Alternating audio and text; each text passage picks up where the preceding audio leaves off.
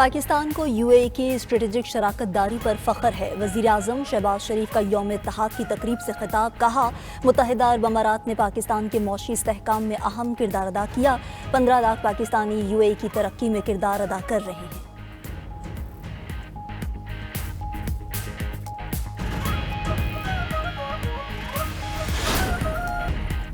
PTI ने कभी मुज़ाकरात से इनकार नहीं किया। चेयरमैन पीटीआई बैरिस्टर गौहर की गुफ्तगू। कहा, हम हमेशा बातचीत के हामी रहे हैं, चाहते हैं मुल्क में जमहूरियत पले बढ़े।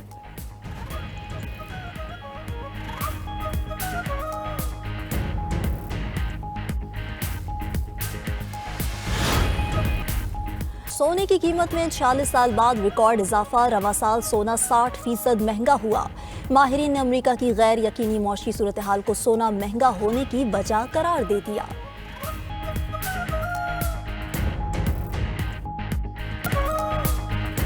भारत किसी खुदफरेबी या गुमान का शिकार न रहे। अगली बार पाकिस्तान का जवाब ज्यादा बरकरफ्तार और शदीद होगा। तालिबान के पास खारिज या पाकिस्तान में से किसी एक के इंतखाब के अलावा कोई ऑप्शन नहीं। Chief of defence forces field marshal Syed Asim Munir का तीनों मुसल्लह अफवाज के अफसरान से खिताब। कहा कि सब जान ले, पाकिस्तान का तसव्वुर नाकाबिल तस्खीर है। किसी को हमारे आज़म को आजमाने की इजाज़त नहीं दी जाएगी। पाकिस्तान अमन पसंद मुल्क है, लेकिन खुद मुख्तारी पर कोई समझौता नहीं होगा। डिफेंस फोर्सेस हेडक्वार्टर्स में बुनियादी तब्दीली तारीखी है। बढ़ते और बदलते खतरात के पेश नज़र ऐसा करना ज़रूरी है।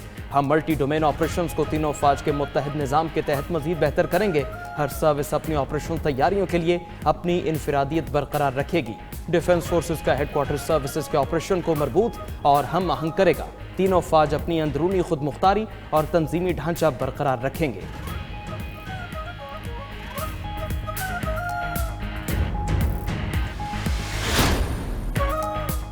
GHQ में चीफ ऑफ डिफेंस फोर्सेस के एजाज में तकरीब। तीनों मुसल्लह अफवाज की तरफ से chief of defence forces Asim Munir को गार्ड ऑफ ऑनर पेश किया गया। तकरीब में तीनों मुसल्लह अफवाज के अफसरान से खिताब में फील्ड मार्शल आसिम मुनीर ने कहा कि पाकिस्तानी कौम और मुसल्लह अफवाज ने मार्काए हक में गैर मामूली जुर्रत और साबित कदमी दिखाई। मार्काए हक के मल्टी डोमेन ऑपरेशन को मुस्तकबिल की जंगों के लिए निसाबी मिसाल करार दिया गया। चीफ ऑफ डिफेंस फोर्सेस ने शोहदा को खराज अकीदत पेश करते हुए कहा, वो कौम का हमेशा फख्र रहेंगे। साइबर स्पेस, इलेक्ट्रोमैग्नेटिक स्पेक्ट्रम और आउटर स्पेस में उभरते खतरात से निपटने के लिए मुश्तरका हिकमत अमली नागुज़ीर है।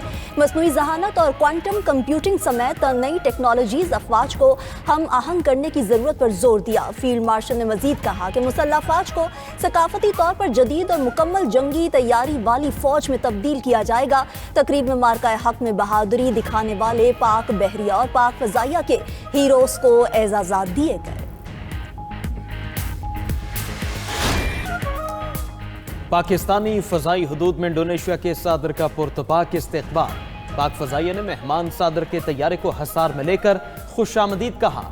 6 JF-17 जंगी तैयारों ने मेहमान सादर को फ़ज़ाई सलामी पेश की। इंडोनेशिया के सादर का पाक फ़ज़ाइया पाकिस्तानी क़यादत और अवाम से इज़हार तशक्कुर। इस्लामाबाद एयरपोर्ट उतरने पर सदर ममलकत और वज़ीर आज़म ने मौजूद मेहमान का वालिहाना इस्तकबाल किया। इस्लामाबाद एयरपोर्ट पर इंडोनेशिया के सादर को 21 तोपों की सलामी दी गई। मेहमान सादर 2 रोज़ा दौरे में पाकिस्तानी क़यादत से मुलाकातें करेंगे। तिजारत, सरमायाकारी, दिफा और दीगर शोबों में ताउन बढ़ाने पर बातचीत होगी। लंदन हाई कोर्ट का यूट्यूबर आदिल राजा के खिलाफ फैसला जारी। अदालत ने अपने फैसले में लिखा कि आदिल राजा तौहीनामेज बयानात के लिए अवामी माफ़ी मांगे। आदिल राजा 50,000 पाउंड हर्जाना और 2,60,000 पाउंड अखराजात भी अदा करें। आदिल राजा की माफ़ी 28 दिन तक उनके सोशल मीडिया अकाउंट्स पर मौजूद रहे। अदालत ने आदिल राजा को दोबारा तौहीनामेज बयान देने से रोक दिया।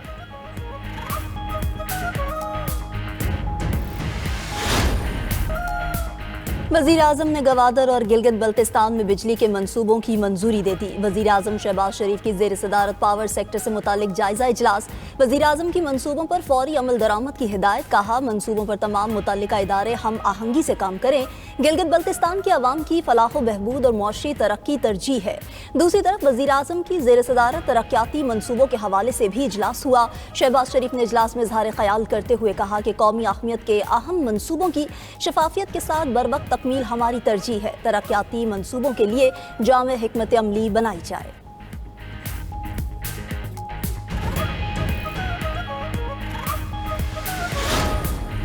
तलाल चौधरी की इदारों के खिलाफ बयानबाजी करने वालों को वार्निंग। वजीर मुमलिकत दाखिला ने कहा कि इदारों के खिलाफ बदजुबानी करने वालों की जुबान खींच ली जाएगी। लातों के भूत बातों से नहीं मानते। जहनी मरीज से किसी को भी फैज हासिल नहीं होगा। कंधे ना होते तो आप वजीर आजम भी नहीं बन सकते थे। शुबदाबाजों को बताया जाएगा कि कानून की अमलदारी कैसे होती है। सीनियर वजीर पंजाब मरियम औरंगजेब ने कहा कि जहनी मरीज के साथ जहनी डॉक्टर ही मुज़ाकरात कर सकता है।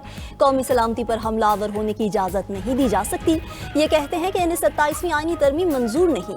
क्या किसी ने पूछा है कि आईनी तरमीम आपको कबूल है या नहीं?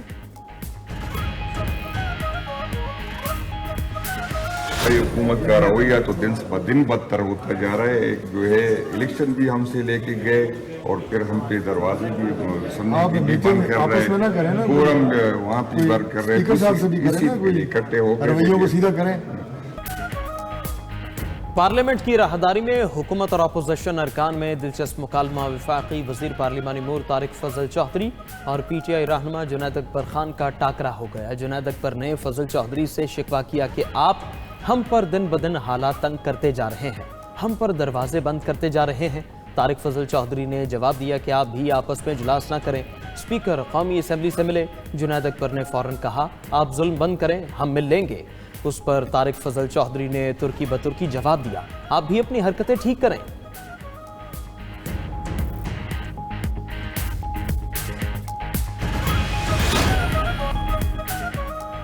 पंजाब असेंबली में फील्ड मार्शल की बतौर चीफ ऑफ डिफेंस फोर्सेस तैनाती पर करारदाद मंजूर। करारदाद में chief of the defence forces की क़यादत को भरपूर खिराज तहसीन पेश किया गया। करारदाद के मतन के मुताबिक इस ओहदे पर तैनाती से बैनुल-अक़वामी सतह पर भी पाकिस्तान का वक़ार बढ़ा। मुल्क की अस्करी तारीख में नया और सुनहरी बाब रकम हुआ है। इस ओहदे से भारत समेत तमाम दुश्मनों के औसान खता हो चुके हैं। पाक फौज की मौशी इस्तेहकाम और सलामती के लिए काविशों पर पूरा यकीन है। Chairman people's party Bilawal Bhutto Lahore पहुंच गए। गवर्नर पंजाब सरदार सलीम हैदर ने बिलावल भुट्टो का इस्तकबाल किया। इस मौके पर पार्टी के दीगर रहनुमा भी मौजूद थे। बिलावल भुट्टो लाहौर में क़याम के दौरान पार्टी रहनुमाओं से मुलाकातें करेंगे। सूबे में पीपल्स पार्टी को मजबूत करने के लिए नए ओहदेदारों का तकर्रुर भी मुतवक्के। पीपल्स पार्टी वस्ती और जनूबी पंजाब के ओहदेदारों को लाहौर पहुंचने की हिदायत। बिलावल भुट्टो की आमद पर गवर्नर हाउस में अवामी मुलाकातों पर 3 रोज़ के लिए पाबंदी होगी।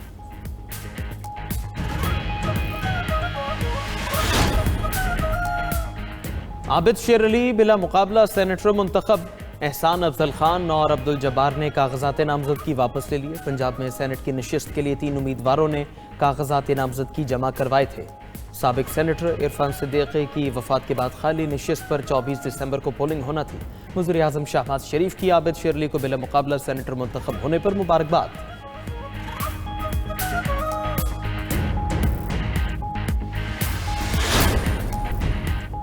जस्टिस मियां गुल हसन औरंगजेब ने बतौर सुप्रीम कोर्ट जज ओहदे का हल्फ उठा लिया। Chief justice Pakistan justice Yahya Afridi ने हल्फ लिया। Chief justice Balochistan high court justice Kamran Mulla Khel ने भी हल्फ उठा लिया। गवर्नर बलोचिस्तान जाफर खान मंदोखेल ने चीफ जस्टिस से हल्फ लिया।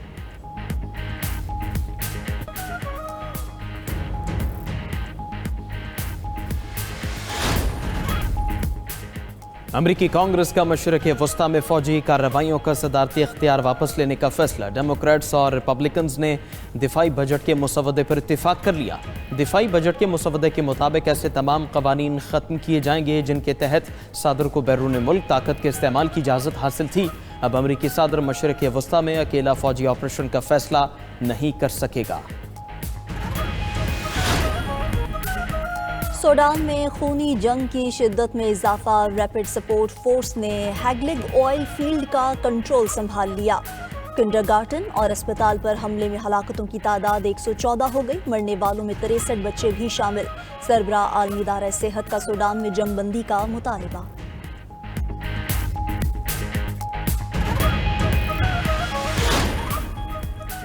जापान जलजले से लरज उठा। 7.6 शिद्दत के जलजले से इमारतें हिल गईं। हुकाम ने सुनामी का अलर्ट जारी कर दिया।